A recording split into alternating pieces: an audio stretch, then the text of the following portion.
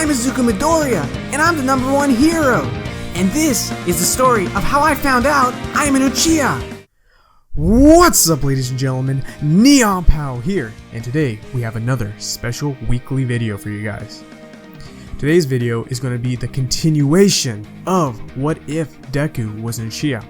So, since this is a continuation, and specifically it is part 2, if you're new to the channel and have not seen part 1, I definitely recommend that you guys go back and watch that video so that you won't be lost in this part.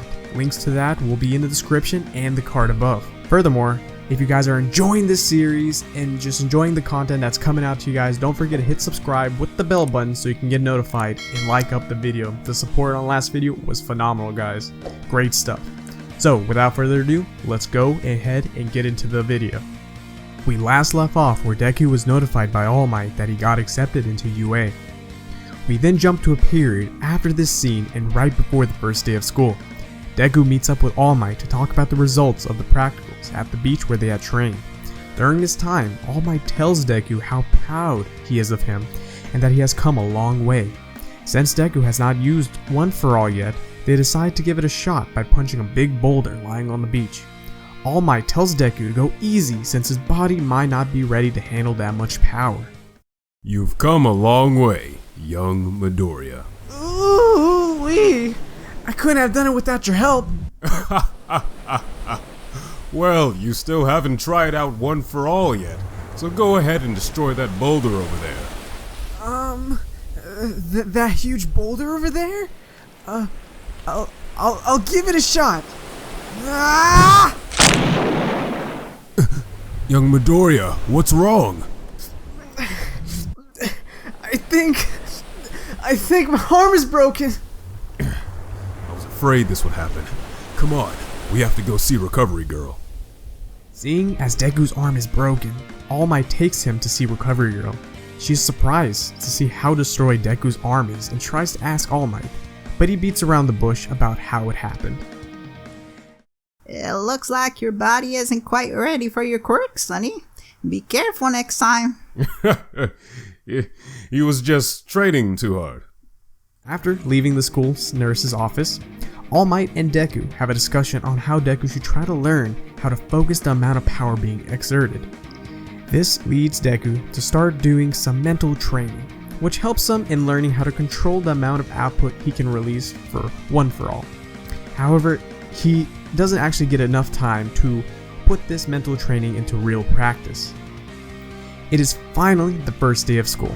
Deku has so many mixed emotions. He is excited, scared, and anxious all at the same time.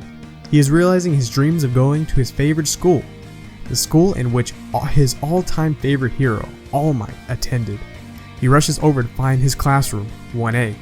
As he stands in front of the large, towering classroom door, his heart races as he knows that what lies beyond that door is his future, his dream. He quickly slides the door open and sees that Bakugo and Ida are in the same classroom as him. You guys! Oh, what an honor for His Highness to beseech us with his presence. Somehow you managed to cheat your way through the exam, Deku! Oh, you guys are always joking around. I wasn't joking, Deku! Oh! Guys, stop picking on him. It took you 6 seconds to quiet down. Unacceptable. After this meetup, Eraserhead takes the students for a physical test. The test is to determine how well the students can use their powers and see how much room for improvements there are. As an added motivator, Eraserhead says whoever scores last will get expelled. The students have to compete in the same 8 tests as in the original anime. Deku does really well physically, but compared to the other students, who are using their quirks to enhance their performance, he is still placing towards the bottom of the leaderboard. Deku is very anxious because he believes he is in last place. Finally comes the test he hopes to give him a leg up, the throwing test. Deku will risk using 1% of his power on his arm to be able to throw the ball farther. He will be testing the mental training he has put himself in. However, will that be enough? Using 1% of All For One will be risky, but this is the only chance I'll get. This kid, he has potential. I did it! Kassaw, Deku! Where was he hiding this power? Deku beats Bakugo by 50.1 meters. This gives him a total distance of 755.1 meters. With Deku's enhanced physical abilities through years of training, and the fact he is using One For All on his entire arm, 1% of his power would give him slightly more power than his canon counterpart who was using 100% in his one finger. With this score, Deku was able to place second in the ball throw, right under Uraraka, who got an infinity score. This win gives Deku just enough points to push him up to second to last on the class leaderboard, pushing the Invisible Girl last, who sadly does get expelled due to Eraserhead's rule that was in place. The next day, Class 1A has to take All Might's test, the test where there are two teams, the villains and the heroes, who have to battle against each other. The grouping is the same as in the anime, so Deku and Uraraka are paired and Ida and Bakugo are paired. The pairs will play the same roles as in the original. Deku feels uneasy that he has to go against Bakugo since he knows he can't use All For One to the fullest, since that could end up killing Bakugo and breaking his own body. He has to rely on his Sharingan and Uraraka to help him pass this test. Bakugo is still furious that Deku never told him about his quirk and plans to go all out and have a deciding match to see who is actually the strongest. Bakugo is much angrier here than in canon. The test begins and both Deku and Uraraka go inside the building. They still plan to split up since Deku knows Bakugo wants to fight him alone. However, this time, Deku and Bakugo's fight plays out differently. Deku knows that if he doesn't use his Sharingan, he won't be able to win against him. At this point, Deku can only use his Sharingan for 5 minutes max, and has to have a 2-minute waiting period before using it again. Also, if he tries to use the Genjutsu, his time limit will be cut by half. This means that Deku needs to finish the fight as quickly as possible. Furthermore, Deku's mask is created to hide his Sharingan eyes. Fortunately, Bakugo does eventually find Deku and Uraraka, and so Deku tells Uraraka to go up ahead and find the bomb while he handles Bakugo. This is where we get the interaction between those two young fighters. Okay, Uraraka, so here's the plan. Let's search every floor and Finally found you! Don't run away! Fight me! change of plans. Just leave Kachan to me and go on ahead. Are you sure, Deku? Yeah, this fight might drag on for a bit. Oh, don't worry, Deku. This won't take long! Bakugo and Deku run towards each other at max speed. Deku activates his Sharingan so he will be able to stand a chance against Bakugo.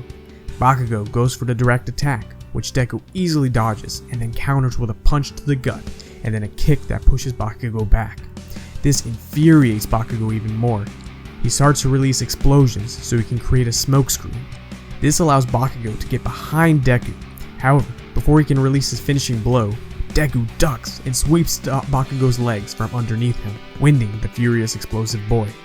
With Bakugo losing all forms of reason and logic due to his overwhelming anger from getting beat up by the quirkless, weak Deku, he readies his ace in the hole. Bakugo has stored a massive amount of secreted nitroglycerin in his grenade-like structures on his hands, which is enough for a deadly explosion. He then aims and releases his massive explosive beam onto Deku, who is almost completely engulfed by this, which would have fatally injured him. However, Deku's Sharingan lets him dodge the explosive attack. With all the dust and rubble everywhere and Bakugo completely confident that he won, this creates the perfect opportunity for Deku. He gets behind Bakugo, and before he even realizes what happened, Bakugo is knocked out. Now, let me clarify here. Just because Deku completely demolished Bakugo in this fight does not mean that Bakugo is significantly weaker than Deku, but instead, Bakugo's downfall was him underestimating Deku's ability and also his lack of thought and reason and only attacking based on his instinctual rage.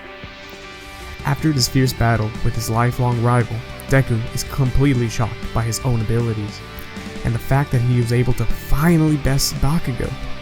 The once weak and quirkless kid was able to beat his rival. However, there's no time to celebrate as he still has to capture the bomb. He rushes up and meets up with Uraraka, who is still fighting Ida.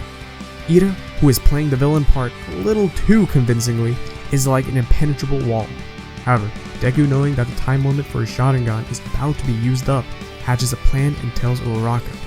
Uraraka touches Deku so he can run faster towards Ida. Deku then starts shouting and making fun of Ida, saying how slow he is, which brings Ida's whole attention to Deku.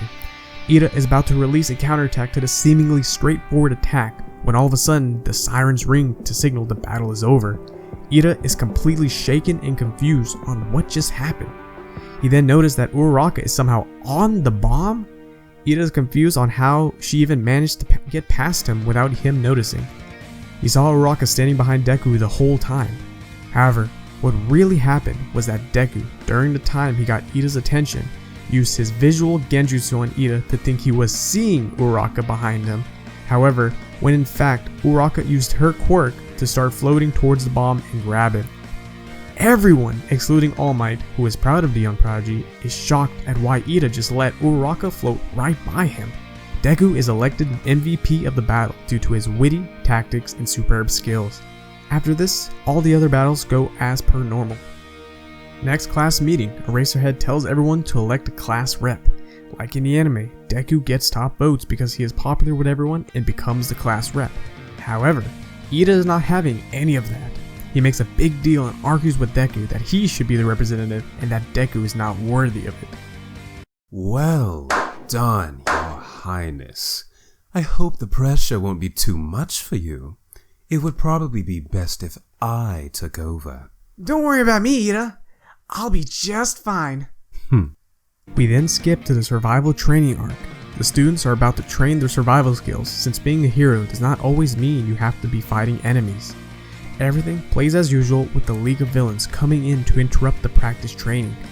All the students are separated, and Ida still manages to escape and run to get help. Deku, Zu, and Mineta are still able to escape the boat and meet up with the rest of the classmates. This is where they see Eraserhead on the brink of death. This makes Deku completely furious. He yells at Tomaru to stop all the senseless brutality. Tomaru just smirks at Deku's pointless yelling and says, Shut up, you little brat! You know nothing! Deku is completely shocked by the sudden attack. However, before he can even process the fear that he's feeling, his body moves on its own, and using 1% of One For All, and in combination with his Sharingan, he's able to dodge Tomaru and land a clean punch on his face. Everyone, including Tomaru, who is laying on the floor with his hand mask torn off and bleeding from his left side of his head, is in complete shock of what just happened. All Might must have passed on his quirk to you, brat! As Tomaru regains his composure and yells, Nomu, use tackle! The Nomu is way too fast for Deku to dodge, and he thinks he is about to die. But then, All Might comes to the rescue and saves Deku from being crushed. No need to fear, cause All Might is here. All Might! You made it just in time! I'm sorry I wasn't able to get here sooner, but you did a great job, young Midoriya. From here, All Might fights the Nomu like in the anime and is able to win. However, just like canon, Tomaru and the teleport guy are able to escape at the last second. And that's where we're going to end part 2. Now guys, we really hope you enjoyed the video, and if you did, don't forget to show that support by liking and commenting. We really want to hear your opinions and what you guys think about how the story is going so far. And with the conclusion of part 2, this does end the season 1 of the actual anime, which means we're going to be taking on the Stain arc next. So guys, make sure you have that bell so you can know and get notified when that video drops next week. So without further ado guys, hope you enjoyed and can't wait to see you guys next time. Peace out.